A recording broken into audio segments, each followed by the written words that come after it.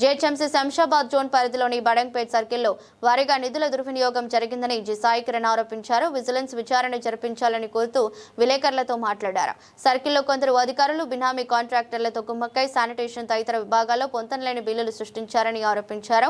Tender ప్రక్రియను తప్పించేందుకు లక్షలోపు వసూలు పనులు పేరుతో కోట్ల రూపాయలు దోచుకున్నారని పేర్కొన్నారు. చెట్లకు రంగులు సున్నం వేయడానికి 30 లక్షలు, దినపత్రికల కొనుగోలుకు 5 లక్షలు ఖర్చు చేసినట్లు బిల్లులు చూపడాన్ని ఆయన ప్రశ్నించారు.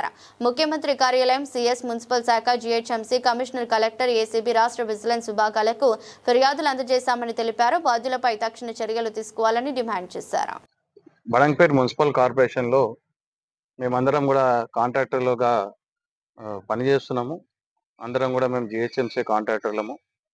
ఇక్కడ ఎన్నో అవకతవకలకు అక్రమాలు అన్నీ కూడా బయటపడుతున్నాయి గత కొన్ని రోజుల నుంచి.